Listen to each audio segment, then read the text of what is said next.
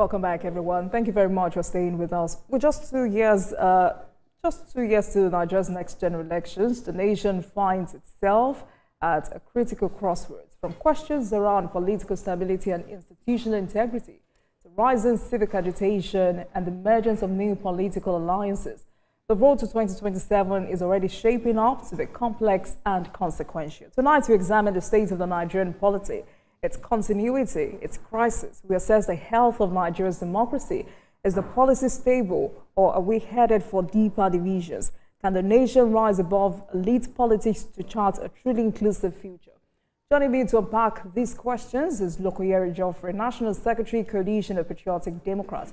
We explore the emerging power blocks, the integrity of key institutions like INEC and the judiciary, and what Nigerians truly want as 2027 approaches. Thank you so much for joining us this evening. Good evening to you.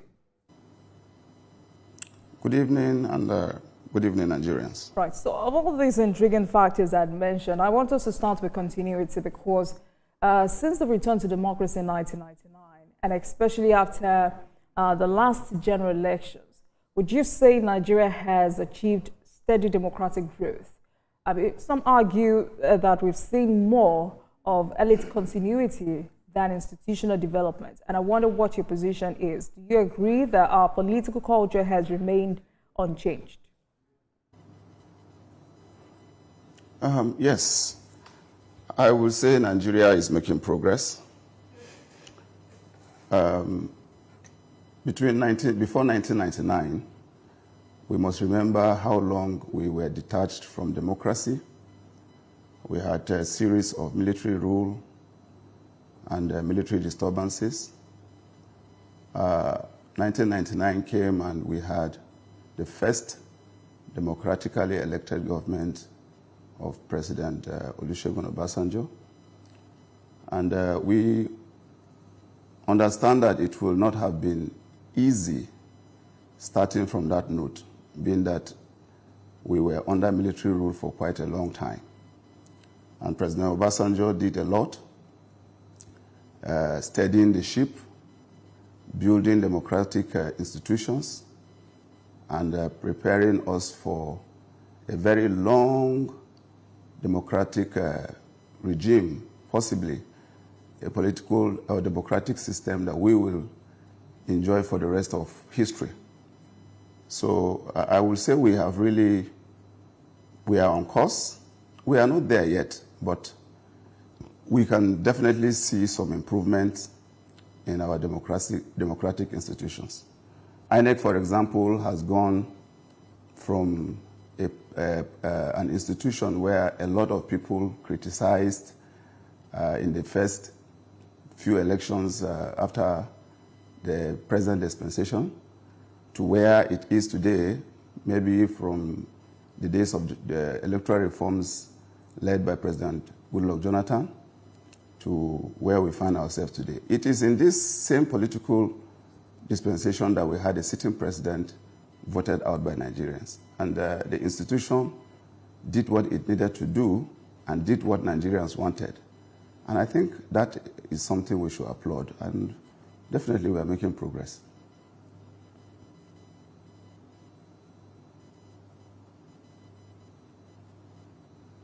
You need to help, explain what you meant by, for a long time, it looks like we've been detached from democratic rule. Because, many observers argue that despite democratic transitions, the attitudes and behaviors that shape our politics seem stuck in the past. Would you say this resistance to change in our political culture is a reflection of leadership failure, or does this suggest a deeper issue within the society itself, perhaps in the way citizens relate to governance? We first and foremost must understand who we are. We are Nigerians, and Nigeria is a very, very, very difficult and complex environment, or a country that is over 200 million people, diverse in culture, diverse in religion, people who are divided in so many lines. We must understand that definitely people have different opinions about, or positions and cultures about Nigeria.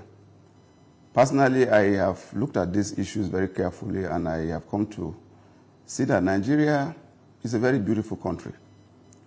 But the problem with Nigeria is that we have a country called Nigeria, but we hardly can identify people called Nigerians. And that has become one of the major issues with our democracy. You have a Nigerian who does not really believe in the country Nigeria itself, but rather believe in his enclave. You know, some people, you can hear people say, I am from the Mumuye nation, for example, talking about someone like me, being a Mumuye man from Taraba State. Somebody saying, I am from the Jukun nation, I am from the Tiv nation, or whatever nation. In a nation that is sovereign, we separate ourselves and position ourselves in those different positions or enclaves where we pay more allegiance to those differences than to the country Nigeria itself. Now, that has actually been one of the problems with us and even those who operate our democracy.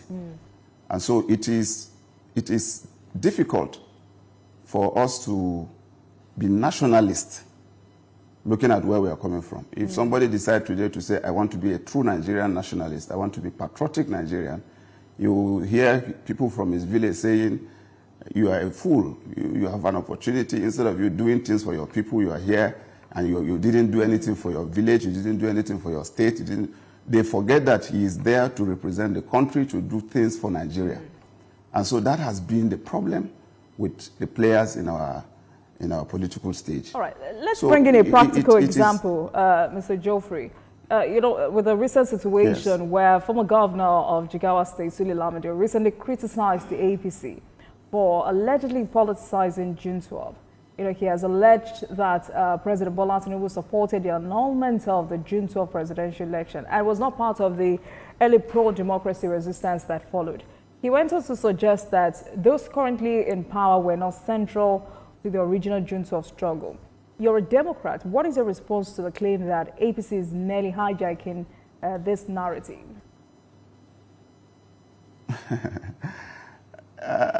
The fact of it is that June 12 has come to stay and is historic in Nigeria and in the Nigerian democratic space.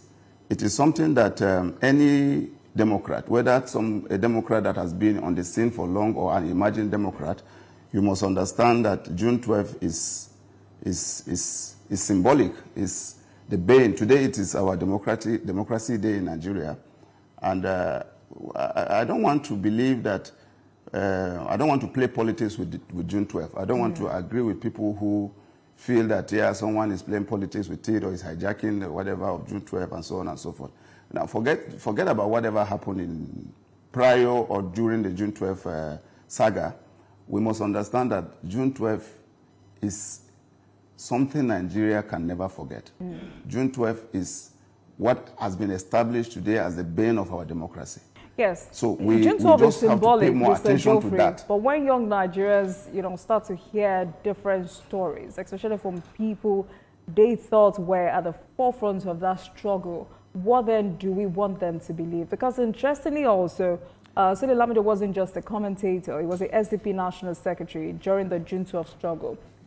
Does that give us criticism of APC's handling of the June 12 legacy more credibility? We must pay attention to the success of the June 12. I want to believe that June 12, like I said, is symbolic. Most of these issues coming up now, to me, are merely political criticisms. People will always want to make issues out of nothing. Most importantly, I will expect that we should, like I said, pay attention on what June 12 represents. And we should present those issues as they are, instead of talking about things that are destructive. Young Nigerians that are coming up, emerging Democrats, emerging young Nigerians who need to understand the history, we should be able to let them know truly what played out in June 12. Instead of picking individuals to say this and that, what is June 12 and what does it represent? That should be the message. I like that you've gone there because, you know, some have said President Bola Tinubu's involvement in the June 12 struggle gives him a unique moral right to champion it as a National Democracy Day. Before I move on to other issues, do you think Sule Lamido's criticism overlooks this personal history, and why? Is this a calculated attempt to provoke division? Is this also, the northern elite's desperation to wrest power from the south? Definitely. Definitely. I want to look at it like that. What exactly are you saying? Because I asked 3 different questions now. You said exactly, is this a calculated attempt to provoke division? Or is this the elite's desperation to wrest power from the south? Yes. I am talking on the basis for the criticism. The basis for the criticism for me is political. Okay. Politicians will always want to create issues to demarcate their opponents. That is actually the game. And it is always easier to criticize. And so, what is the purpose of the criticism? Sule Lamido is not a supporter of this government. Sule Lamido is not a supporter or an admirer or whatever of President Bola Tinubu. So what do you expect? You don't expect him to see anything good, in the government and in the person of the president. So even when the president is doing things that are actually right, politicians who are in opposition to the government will always want to pick holes or want to paint it the other way to give it a negative narrative. So, yes, talking about creating divisions. I am also a member of a forum called Northern Bridge Builders Forum. And in the Northern Bridge Builders Forum, we are very careful about the divisions that Nigerian politicians create, even across the Niger. And one of the reasons why we came together in the Northern Bridge Builders Forum, very prominent Nigerians, maybe you have heard about us, very prominent Nigerians, is actually to see how we can correct these negative narratives that are very likely to create these divisions we are talking about. And that is very unfortunate, that very prominent Nigerians who should be trying to build bridges, who should be patriotic about Nigeria. And being patriotic, first and foremost, should mean that you are concerned about the well-being of the Nigerian nation, the progress of the Nigerian people. And if you create division, most especially divisions between the north and the south, then you don't really want Nigeria to be one.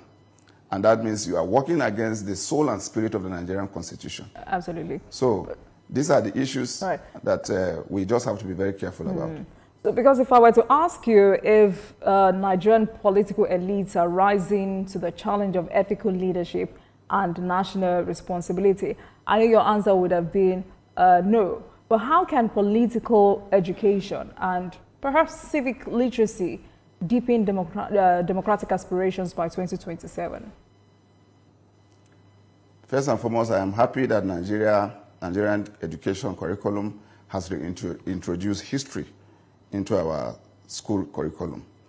Our young Nigerians need to understand the history of this country, need to know where Nigeria is coming from and where it is today. It is when you know the history that you will appreciate what the government is doing.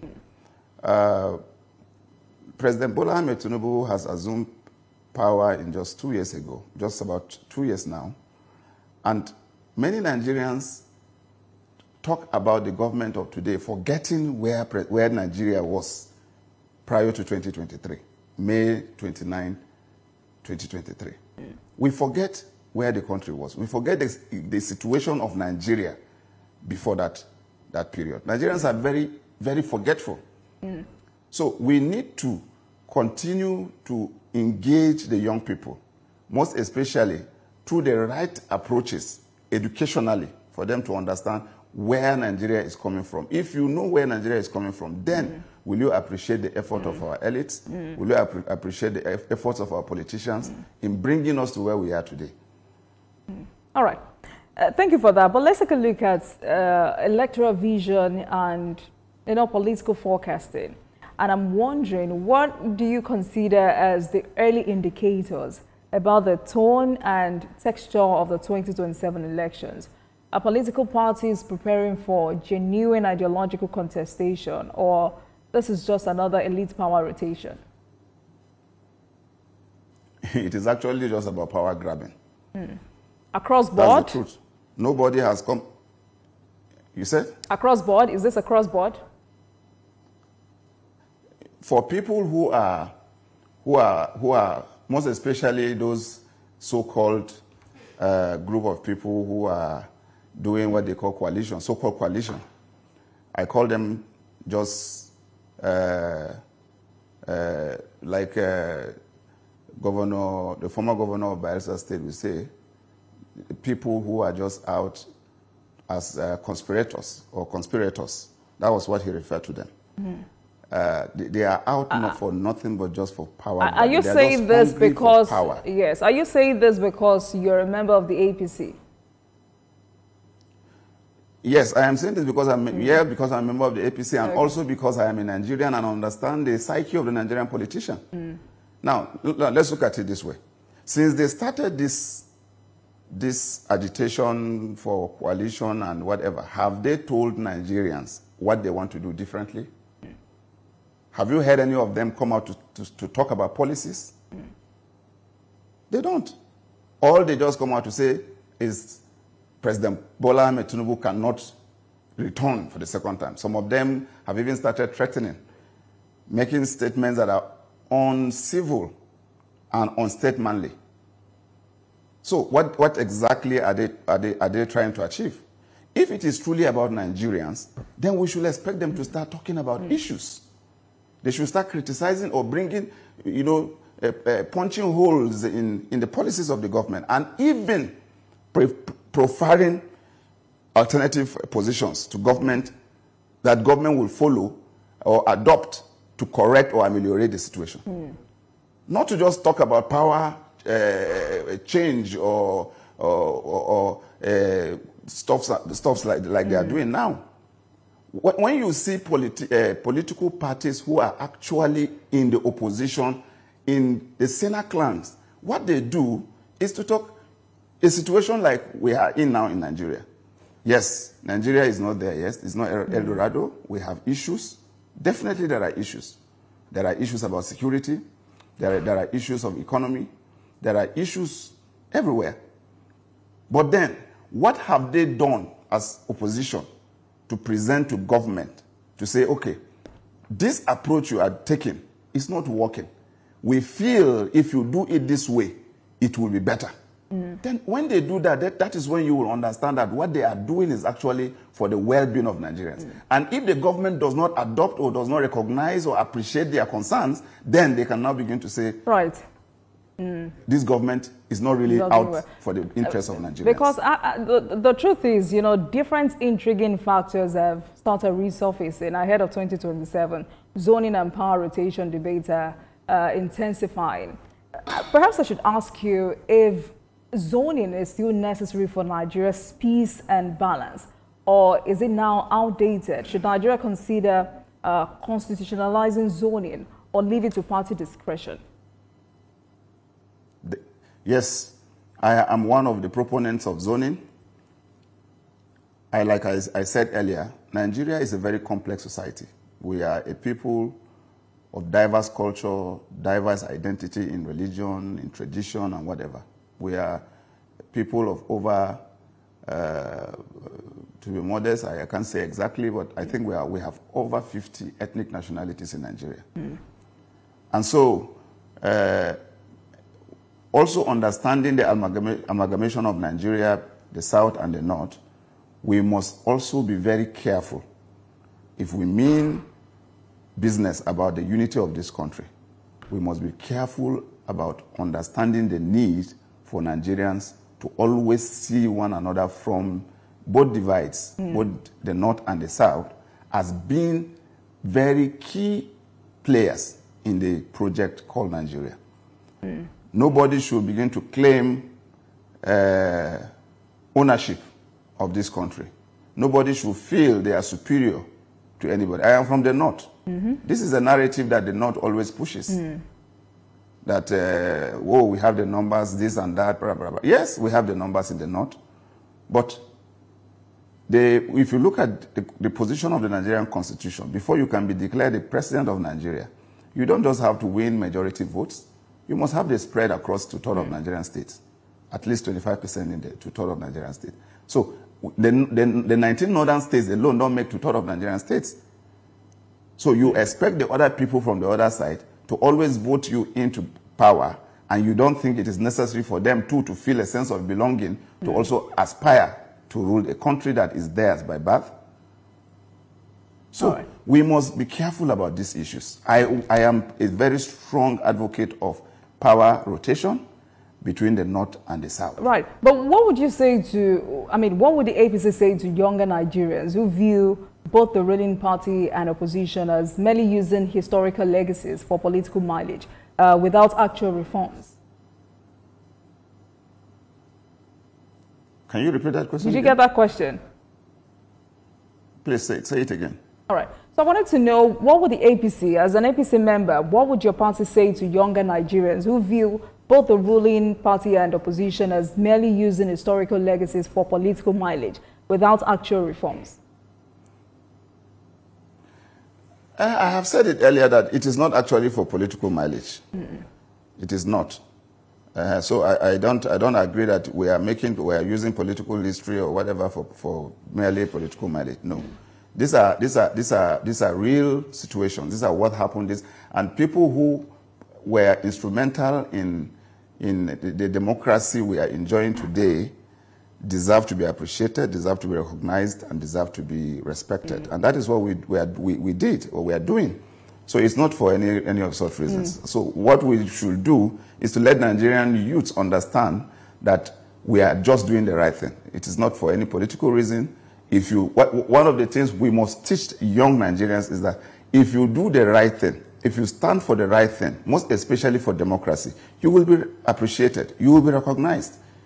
And that is what we have done, to encourage young people to also continue to fight for democracy. Fighting for democracy is not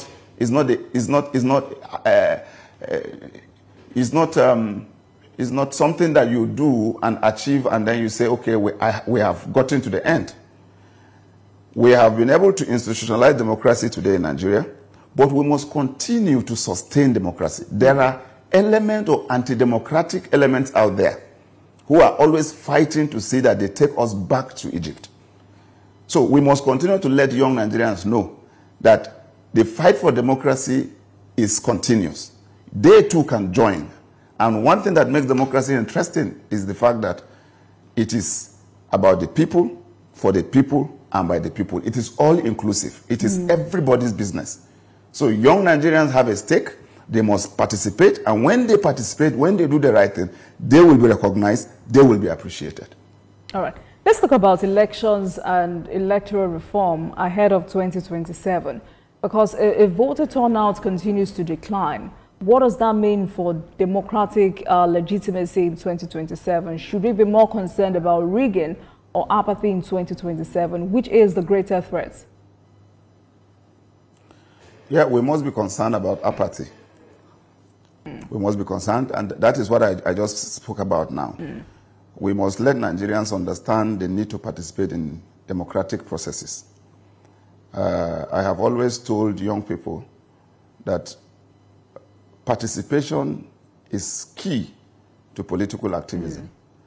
So you cannot be concerned about your country, about what is happening in your country, and not be involved in what needs to be done. We must always encourage young Nigerians to participate. We must encourage Nigerians to get involved during elections, before election, during campaigns, during advocacies, in all political activities. Right. There are some Nigerians who have talked about how all of these factors lead to voter disillusionment. But I'm asking tonight, what practical steps can rebuild electoral confidence before 2027? What legal gaps exist that allow electoral malpractices to go unpunished? Yes, already I think that there are reforms that are ongoing about issues of electoral malpractices and the consequences for that. But these reforms are yet to be implemented, Mr. Geoffrey. Yeah, that's why I said they are ongoing. The processes are ongoing. And this is the beginning. These are things that will encourage Nigerians to get involved, to participate. Because yes, I agree with you that there is apathy. A lot of Nigerians feel that, what do I need to get in? What do I need to do here when my voice or my position does not count, or my vote does not count, and so on and so forth. And so we must create institutions that will protect the voices of even the minorities. We must create institutions, we must create policies, we must create reforms that will protect the position of every Nigerian. Even if you are a lone voice and you make a statement, let your statement be heard. Allow the statement or the position of every Nigerian to be captured. So I think we are on course. The reforms are ongoing, and I will encourage that we continue to do that and create the serene environment. Really, Mr. Geoffrey, should we still be taking baby steps after several election cycles? Like I said, Nigeria is experiencing, our democracy is very young. Our democracy is very young. We are just barely 24 years into our democracy. It's very young. Most times Nigerians, you hear Nigerians compare our democracy with that of the United States of America. And we forget that the United States has been a democratic country for over 200 years. So we are just starting. And we must understand that we are, as a new democracy, as a young democracy, building institutions going forward is key. The process has started. It's just like laying block upon block. So it's not something that happens overnight. It doesn't happen overnight. Things are happening, reforms are happening. We remember before 2015 how our elections were, you know.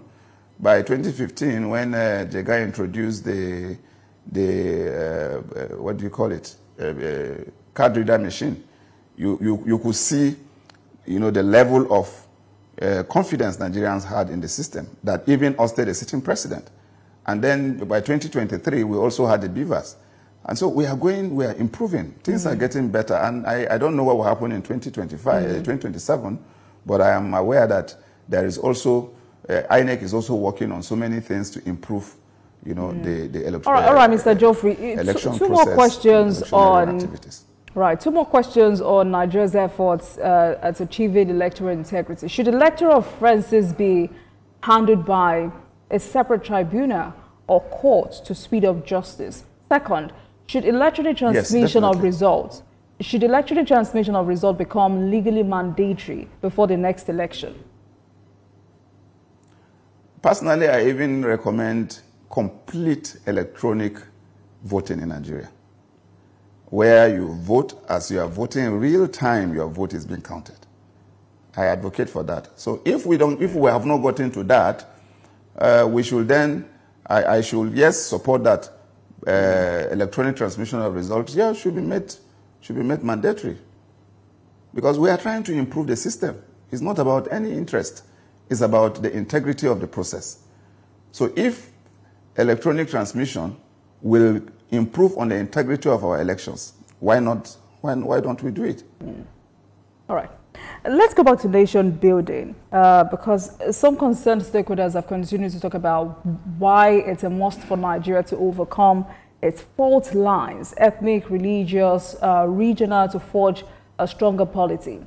For you, what kind of national vision is needed for us to overcome or unite a deeply divided country before 2027? How can dialogue, restructuring, or reform create a new political consensus?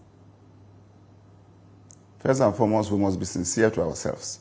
We must be sincere in the process of dialogue. When we talk about dialogue, dialogue is primary. But have we not done enough? Have we not done enough of that? That is why I said we must be sincere. Because we talk about dialogue, but when we go to the table to discuss these issues or to dialogue, what mindset do we come with? Do we come with our religious mindsets? Do we come with our ethnic positions? Do we come with... We mostly pocket our national interest and come to the table with our diverse or minute primordial sentiments about religion, about ethnicity, about regionalism, about stuff like that. So if we want to unite this country, we must all agree that we want to be together. There are people who, up to tomorrow, do not strongly believe in one Nigeria. They don't believe in Nigeria. They don't believe in the project Nigeria. They don't believe in a state called Nigeria. They are more attached to their religion, to their ethnicity, to their enclaves, like I said earlier, than to the Nigerian project itself.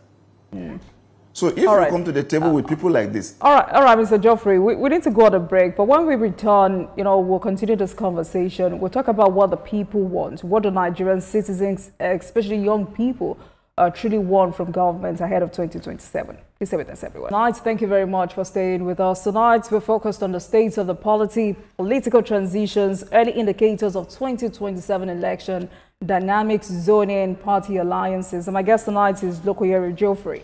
He's the National Secretary, Coalition of Patriotic Democrats. He's also a Taraba APC chieftain. Thank you so much for staying with us, Mr. Geoffrey. Just like I said before we went on that break, I want us to talk about the people. For you, what do Nigerian citizens, especially young people, truly want from governance in 2027 and beyond? What do you think young Nigerians want from democracy today? Do you think the average Nigerian still believes in change through the ballot box? So have we entered an era of political fatigue? What exactly do you think? We cannot have any option. There is no alternative. There is a saying that the best military regime is worse than the worst democracy. So nobody will want to even contemplate that. But Nigerians are really yearning for a lot. Like I said earlier, we are not yet there. It's not El Dorado yet. Primarily, or at the moment, what Nigerians are looking for, or what Nigerians want, as I speak to you, including myself, is that the government should be responsible to have primary mandate to provide security for lives and properties. Nigerians are very resilient people. Nigerians are very hardworking people. Nigerians are go-getters. Nigerians are determined people. Our young people are not lazy. Our young people are ready to make it. Go outside Nigeria, see Nigerians that go out of this country, see what they do. Nigerians are ready to do anything to make it. I get that. But then... all Nigerians want. Having said that, Mr. Geoffrey, can state-level governance reform drive change from the bottom up? Or does real reform have to come from Abuja? No. The real reform for me is rural to urban reform. Just like we say in politics, every politics is local, so development should be. Everything should come from. And that is one of the reasons why we are stuck where we are. Governors will talk about devolution of power. Governors, you will hear governors talking about, oh, the federal government is taking everything, they should devolve powers down, blah, blah, blah. And yes, when we now say, okay, let's begin from the lower level, let's even give independence to our local governments. Let's allow our local governments to function. The governors will want to suffocate it. They will not want that to happen. So how do you expect the president of a country from Abuja to be digging boreholes in your villages in Bitako, for example, in my community in Taraba, in the local government? The federal government is the one doing dispensaries in our villages. Federal government is doing everything. I remember those days when the local governments were actually working in this country. I know how things were working. Those days we could travel to our villages and then you can take things, food and foodstuff from the village to the city.